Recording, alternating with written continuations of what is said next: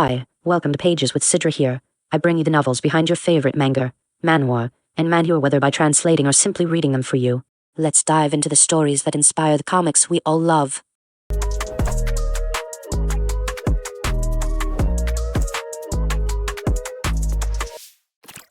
I Got a Cheat Ability in a Different World and Become Extraordinary Even in the Real World, Volume 16. Chapter 1 Suggestion. Part 1. It was around that time that it was decided that Sarah would live in Yuya's house. Prince Joshua, who had returned to his own country, was talking to his butler James. Well, now that I can invite Kaori to my country, however, there is another person who will be coming to study abroad as well, but I suppose that's not important. Your Highness, that's not right. I know. I won't say it out loud, but my goal is still Kaori. I'll make sure that I receive her in the best possible way and win her over, James. I want to tell you something about that. James told Joshua with a stern look on his face. Actually, we have received information that anti-royalist activities have increased in the last few days. What? A time like this? In Joshua's country, an anti-monarchy organization had continued its activities underground. However, they had not shown their true colors, and the police had been unable to make any arrests. The exchange program is only for a month. What if they get in the way during that time? Haven't they caught them yet? Unfortunately. Damn it, this is all the fault of those nobles. If they hadn't been fooling around. In fact, many of those who advocated anti-monarchism were not criticizing Joshua and the other royals, but rather the attitude of the nobles who used their powerful position to impose their will on others. As a result, however, they still turned their fangs against the royal system. Joshua spits out his anger. TCH, you have to catch those bastards before Kaori gets here. That's the top priority right now. Do you understand? Understood. James, who had received his orders from Joshua, bowed his head in silence. At school. Just after the end of homeroom. I couldn't help but sigh. It had been a few days since Sarah-san came to my house. At first, Sarah-san was surprised by the different civilizations from the one she knew, but she adapted more quickly than I expected. This was because, in Sarah-san's time, some aspects of civilization were more advanced than they were now. For example, what's that thing outside? Oh, it's a car. A cart's probably something that carries people, but on the ground. On the ground, you're limited to where you can go depending on the terrain. Why don't you use the sky? There were similar things in our time, but everyone moved through the sky. Like this, incredible episodes that seemed too unbelievable to be true from long ago begin to appear. Just listening to it felt similar to Merle. However, only a few technologies were superior, and most things were more advanced in modern civilization. So, while Sarah-san was adapting to the modern world, she continued to receive treatment. Fortunately, there were no attacks from the gods of Earth, and if she continued at this rate, she should recover soon. But as soon as one problem seemed to be solved, another one appeared, and I couldn't help but sigh. All I want is to live a peaceful life. While I was thinking this, the school's public address system suddenly started broadcasting. Yuya Tenjukan, please go to the principal's office immediately. While I was confused by the unexpected announcement over the school's announcement system, a voice called out to me. Hey, is something wrong? I don't know. Was there something I was being called to? Could it have something to do with the student council president again? Anyway, now that I've been called, I'd better get going. I finished getting ready and went straight to the principal's office. Excuse me. When I entered the principal's office, there was... Yuya-san. There was Kaori. However, Kaori looked a little different than usual, and somehow, she seemed a little less energetic. Just as I was wondering about this, Sakarsu-san called out to me. I'm sorry for calling you so suddenly. That's okay, but why did you call me? When I said this, Sakarsu-san looked at Kaori for a moment before opening his mouth. Are you interested in studying abroad? When I opened my eyes wide in surprise at the unexpected words, Sakarsu-san continued. Actually, a school in a certain country has suggested that Kaori study abroad. Wow, that's amazing. I guess Kaori must be really good if she's being offered a study abroad program by another school. As I thought this, Sakarsu-san's expression clouded over a bit. However, the person who's investing in the establishment and operation of the school where she will be studying is proposing that Kaori marry. About that study abroad offer, we were wondering if Yuya-san would like to come with me as well. Then Kaori raised her voice, interrupting Sakarsu-san. What did Sakarsu-san just say? More importantly. Well, I'm a little surprised by the suddenness of it all, but this study abroad thing is coming to Kaori, right? Is it okay if I go too? Of course. I've negotiated that not only Kaori but also another person can study abroad. I see, but why me? I understand the story, but why me? I went abroad once when I was involved in a model's troubles. But I'm sure Tsukarsa-san and the others don't know about that. Well, the main reason is that Kaori will feel more comfortable with Yuya-kun round, but you live with foreigners, including Yuri-san, right? That's why I thought you would be more used to dealing with foreigners than the other kids. Also, thanks to your recent activities, the school's fame has increased greatly. That's why I thought you would be the most suitable person to study abroad. I see. Kaori knows that Yuri and the others are from another world, but she explained to Tsukarsa-san that they're foreigners, right? Also, I'm just living a normal high school life, but it seems that my actions have made Ause Academy more known to the public than before. I don't know if that's a good thing or a bad thing, but judging from the way Tsukarsa-san reacted, it's probably not a bad thing. More importantly, I understand what you're saying, but are you sure it's me you want? To be honest, if I'm given the opportunity to study abroad, I'd like to go for the experience. I couldn't think about the future right now, but this study abroad experience might be the catalyst for me to make a decision in the future. And even if something happened in Japan again, I could use the transfer magic and come back immediately. Hiyori responded to my words with enthusiasm. Yes. I really want to ask you, Yuya-san. I agree. It's comforting to know that Yuya-kun will be with Kaori. When they said that, I couldn't refuse. I understand. I accept your offer. And so, in the blink of an eye, my decision to study abroad was made. When Yuya left the principal's office, Kaori took a deep breath. Phew. I'm so glad that Yuya-kun agreed to study abroad. Yes. She thought he might refuse, but Yuya agreed to study abroad. Because, although Tsukarsa doesn't know it, Kaori knows that Yuya has gotten into various trouble because of his ability to travel between different worlds. More importantly, are you sure it's okay that we didn't tell him about Joshua-sama? Well, this study abroad program started when Joshua proposed to Kaori. For some reason, Joshua had made Yuya, who was close to Kaori, his sworn enemy, and the study abroad proposal was made in the hope that it would wake Kaori up. Of course, if they had told Yuya about this, he would probably have been able to help them solve the situation. But I don't really want anyone to know. Kaori didn't want Yuya to know that Joshua was pressuring her to get married. Besides, I don't want to worry him too much. Seeing his daughter smiling like that, Tsukarsa smiled gently. Well, do what you want. The study abroad is only for a short month this time. If Kaori doesn't change her mind, even if the other party is the crown prince, I will firmly refuse the marriage proposal, so don't worry. Besides, you'll be able to visit them when you go there, so it won't be all bad. In fact, the country where Kaori was going to study was where her mother and younger sister, who she usually lived apart from, live. Yes. Such a conversation took place without Yuya's knowledge. And now moving on to part 2 of this chapter. The story is just getting more exciting, so let's dive right in and see where it takes us. So I decided to go abroad for a short time. As soon as I came home, I told everyone about my study abroad. Then, yes, I'm going too. Lexi-san raised her hand energetically and said that. Then Luna spoke up with a surprised look on her face. What are you talking about? But I'm curious about the other countries on this earth. That's true, but didn't you hear what he said? It's only Yuya and Kaori. Not fair. I want to go too. Stop being so selfish, princess. As the usual exchange between the two of them unfolded, I am confused when my sleeve was suddenly pulled out of my clothes. Yuti? Question. You won't be home for a whole month? What? That's right. I can't allow Yuya-sama to be away. What are you to Yuya? I'm his wife. No. Well, I have transfer magic, so I can come here anytime.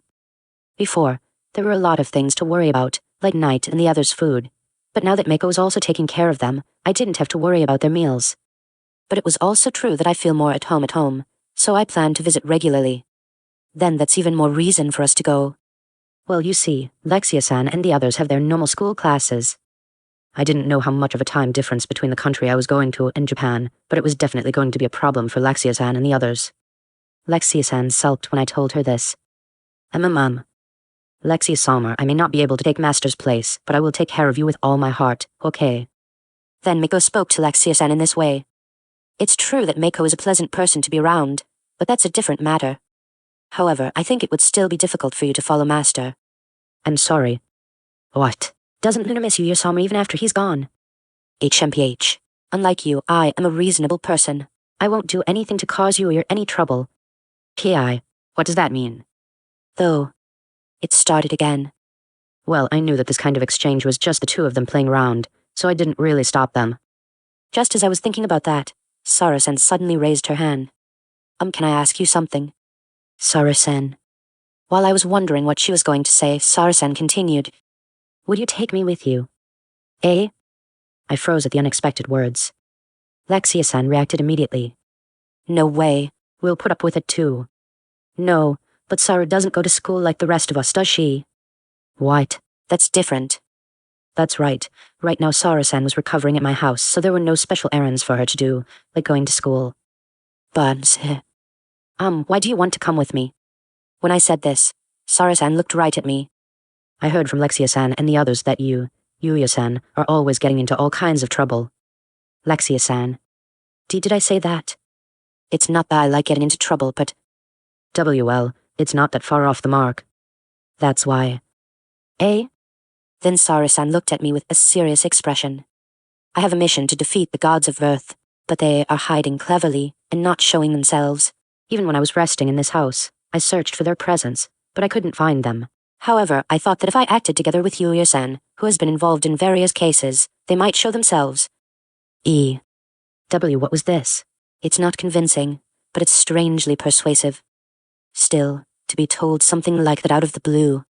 Please, I beg you. To add to my confusion, Sara-san bowed her head sincerely. Ugh, it's hard to refuse her when she's gone through all this trouble.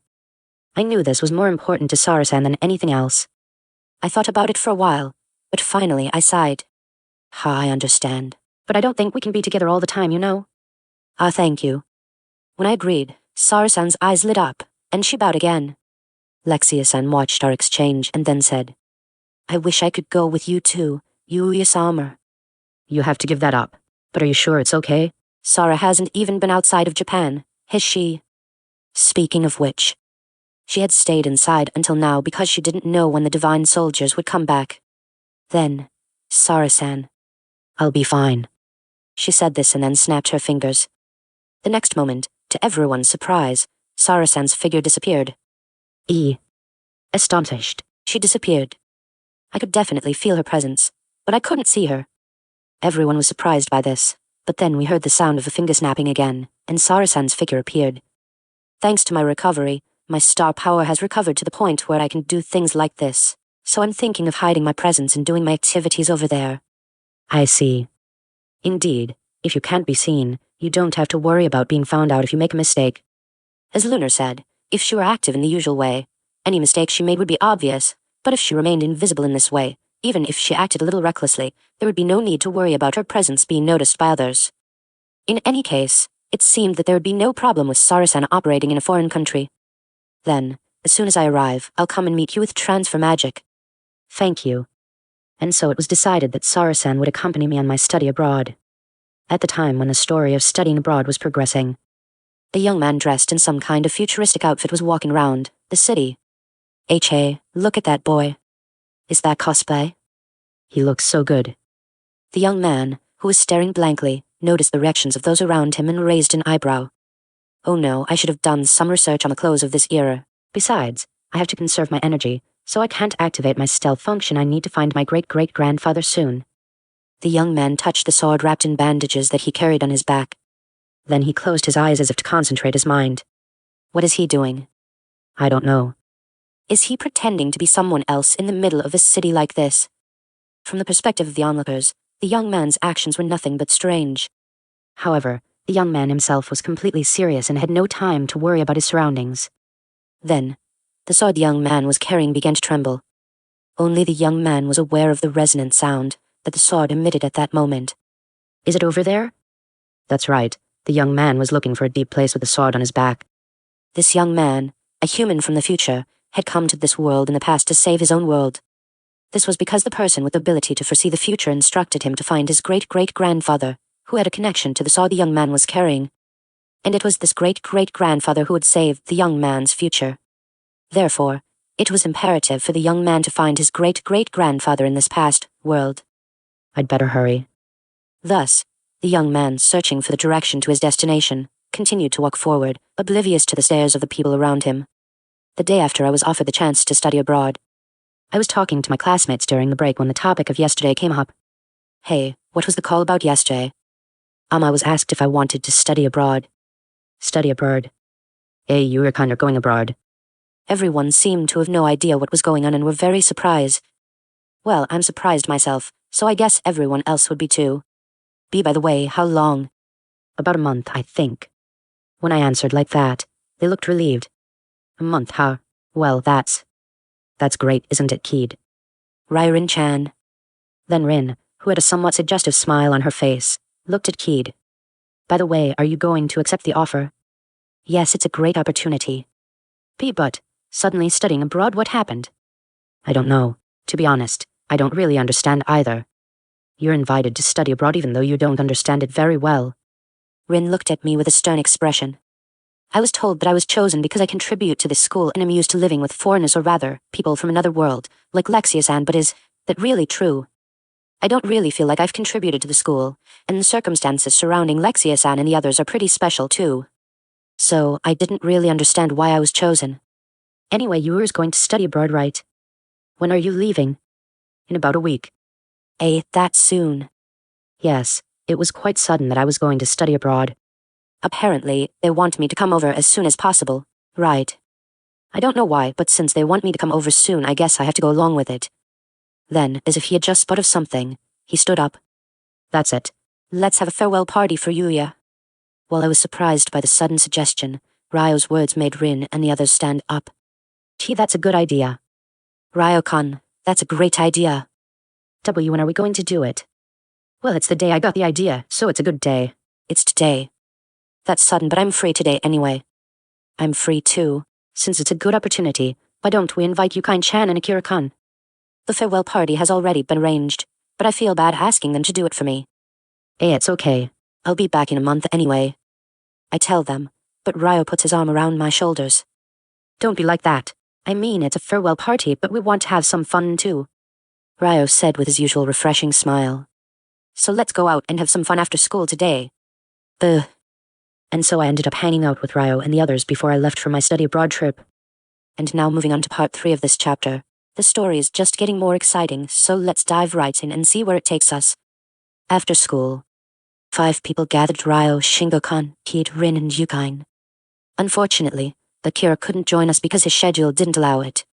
Come to think of it, I don't get to play with Akira very often. I hope we can play together again sometime. Even as I was thinking about it, we decided to go out as planned, but we had trouble deciding where to go. Where shall we go? Well, we can't play until late at night, so it would be better to go somewhere nearby. While each of us was thinking about where to go, Keed had an idea. Oh, how about going to a karaoke? Karaoke? I think there was a karaoke place nearby. That sounds good. Then let's go karaoke. And so, thanks to Keith's suggestion, we decided to go to karaoke. We were led by Yukain, who knew where it was, and we arrived at the karaoke place without a problem. Well, this is my first time in a karaoke place. Hey, I thought the same thing about the arcade. But it's too rare these days. Ryo said with a look of shock as if he couldn't believe what he had just heard. Then, after we checked in and went to our room, Ryo called out, All right, let's sing. Who will sing first? Since you seem to be in a good mood, why don't you go first? Emmy. Once the order was set, Ryo operated the device and loaded a song. Then, some kind of intense drum music started to play. I wonder what kind of song it is. Oh, this is great. This song is so cool. It seemed like everyone knew the song Ryo was going to sing. And when the intro ended, Ryo finally started to sing. Well, that's cool. The song was intense and very cool, and it went really well with Ryo's solid singing voice.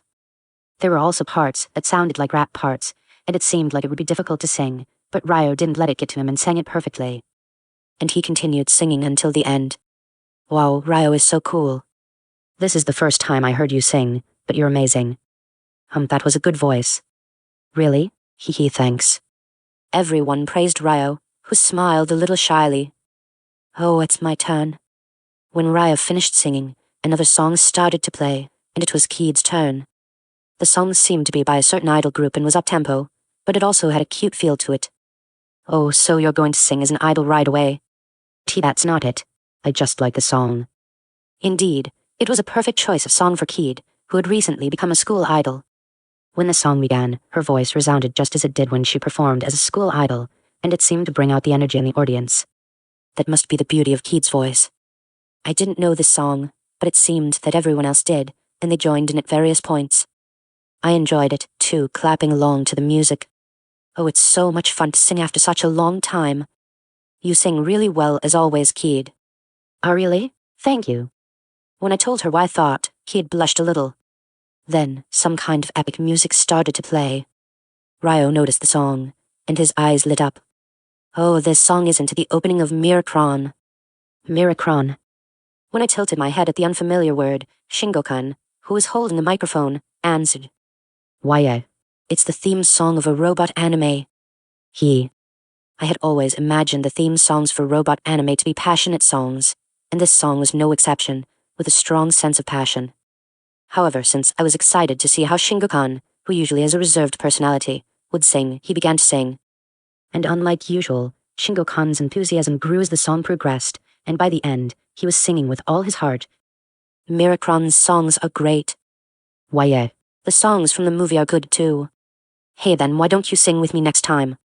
Ryo, who usually listened to Shingo-kun's recommendations for anime, seemed to know anime songs just as well as Shingo-kun. That's amazing. Then, the melody suddenly changed completely, and a ballad-like intro began to play. This it is. Now it's my turn. It was Rin who took the microphone next. Rin began to sing slowly as the song began. Oh, Rin-chan, you're amazing. This was the first time I heard Rin sing, but it was amazing. I always thought she had a cool voice, but when the song started, she sang with a very powerful yet delicate voice. Especially the way she sang with so much feeling in the chorus was enough to make her seem like a real singer. I don't know how to describe it, but her singing voice and the way she sings are amazing. As I was moved by her incredible singing ability, Rin's song ended. Well, I guess that's about it. Amazing. Rin-chan, you can really sing. Why, yeah, you were like a real singer. The song and your voice went well together. It was really cool. As everyone praised Rin one by one, she showed a rare sign of embarrassment. Oh, really? Well, it doesn't feel bad to be told that. Have you been doing this for a long time? Rin shakes her head when I ask because she is so good at it. No, I didn't learn anything special, but I always liked to sing. I see anyway you were really good. Yeah. She nodded in response to my words. Hey look, the next song is starting. My turn. Then, the mood of the song changed again, and intense rock music began to play. And the song was sung by Yukain. Oh, it's just as you'd expect, or maybe not quite as you'd expect. Ryo says. It's true that Yukain dresses like a member of a band, but she's not really the talkative type. That's probably why Ryo couldn't help but say that. And when the song finally started, Yukain began to sing matter-of-factly. Her voice was beautiful, and her pitch was perfect, but there was a huge gap between the song and her voice. However, it wasn't that the singing voice and the song didn't match at all. I thought it was really good in its own way. While I was listening to Yukain's unexpected singing voice, Keith called out to me. By the way, did you add any songs? Oh, I haven't done it yet. Geez, it's nice to hear everyone else's songs, but you have to sing too, Yuya-kun. Right, this is Yuya's farewell party. Speaking of which, that's right. You forgot. Ryo couldn't help but reply to Rin's words. Sorry, Ryo, I forgot too. Anyway, it seems that after Yukain, it's my turn. Unfortunately, I don't know most of the songs. I know the ones we sang at the school festival, but it's kind of embarrassing to sing the same songs again. While I was worrying about this, Yukain's song was progressing, and the remaining time was running out. Oh, the song is almost over. Let's see, oh, how about this? I managed to finish selecting the songs just in time and took a deep breath. At the same time, Yukain's song also came to an end. I'm satisfied. So you really like rock music, huh? I like it. If I hadn't joined the Occult Research Club, I would have joined the Light Music Club. That's a very unique choice. There were too many differences between the Occult Research Club and the Light Music Club. Then Yukain tilted her head and asked, Either way, you seem to be really worried about it, but what song did you choose, Yuya? The song I chose was... Just as I said that, the intro began to play. And then, Dardango Brothers? Yes, the song I chose was a children's song about two Dango brothers with a distinctive melody and lyrics. No, why did you choose this song? Well, I mean, I didn't know any other songs. But you chose the song. Yuri-kun, why don't you sing the song you sang at the school festival the other day? Well, I thought about it, but I felt kind of embarrassed. Why, you're so strange. Yuri-kun. Ha. What a surprise. Good choice. Everyone was surprised that I chose the song, except for Yukain. Well, I don't think it's the kind of song you'd sing at a karaoke, but it's not that bad, right? Rin laughed even more when I started to sing along with the addictive rhythm. And my stomach hurts. And you sing with such a good voice. No, it's too surreal. Odango. I've never really listened to the song before. In fact, I don't think I would have had the chance to listen to the whole song without an opportunity like this. To tell the truth, I didn't even know the lyrics after the second verse. However, I can vaguely sing along with the song, so I'm relieved. And not good. It's too funny. Yuri-kun, you're really singing this. The song choice, Yuri's beautiful voice, and the way he sings it all come together perfectly. Since we're here, let's make a video. When Ryo said that, everyone took out their smartphones and pointed them at me. Being recorded like that makes me even more nervous. For the time being, I sang more intensely to distract myself. This made everyone laugh even more. When I finished singing, Ryo opened his mouth, looking tired from laughing. I laughed so much that I thought I was going to die. Why, I got to see a surprising side of Yuri-kun. Was it really that surprising? It's surprising, too. Why did you choose that song? Well, I didn't know any other songs. Still, it was a great song choice. Good choice. As I thought, it looked like only Yukain complimented my song choice. Now that I'd finished singing, the first round was over, but the karaoke had just begun. As soon as the next song started to play, Ryo grabbed the microphone and stood up. Okay then, Shingo. Let's sing together this time. H-ha. I wonder if I can sing it. Don't worry. You know the song, right? Well, sort of.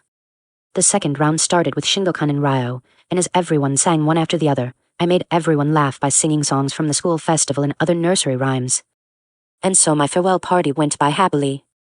Time flew by, and it was the day before I was to leave for my study abroad. As I was getting ready to go abroad, Lexia-san and the others rushed into my room. Yuri-sama. Eh? Oh, Lexia-san. What is it? I'm going to help you prepare for your study abroad. Eh? Well, I was surprised by the unexpected words. Lexia-san had somehow managed to enter the room. So, Luna, you're in too? Eh? You give up. Once she's decided to do something, she never stops. And no, I know that, but... Lunar, who had been called by Lexia-san, also came into my room.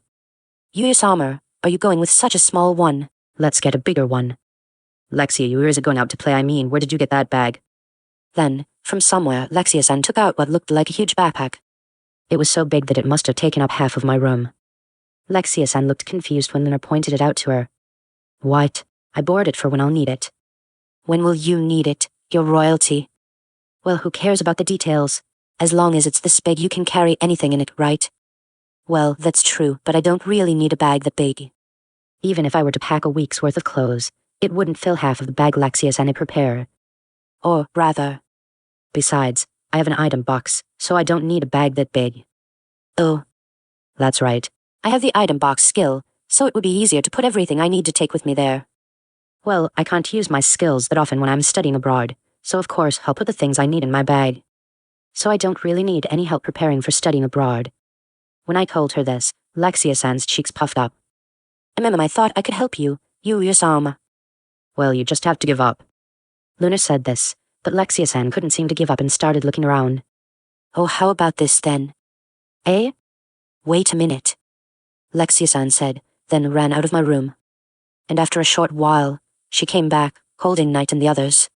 Yuri-sama, why don't you take Knight and the others with you? Woof. Fugu? Kei. Meow. Knight was surprised by the sudden turn of events. Akatsuki and the others looked puzzled and tilted their heads in wonder. Lexia-san, what exactly is going on here?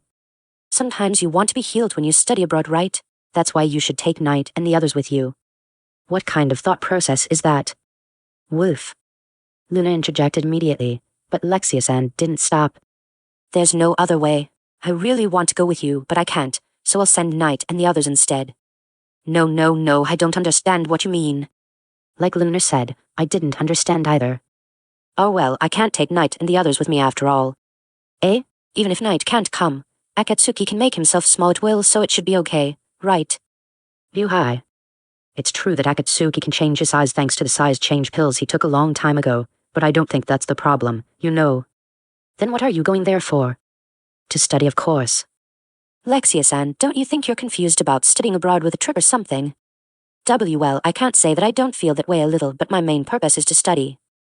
Well, I appreciate the sentiment, but if I need anything or if I want to come back, I can always use my transfer magic to come back. Oh, that reminds me. So Yuya doesn't need to prepare anything, right? For some reason, Lunar was shocked. And so, although dissatisfied, my preparations for studying abroad were successfully completed. Thank you for watching Pages with Sidra. I hope you enjoyed this chapter of I got a cheat ability in a different world, and became extraordinary even in the real world. Don't forget to like, share, and subscribe for more volumes and novels. Let's keep exploring these amazing stories together. See you in the next one.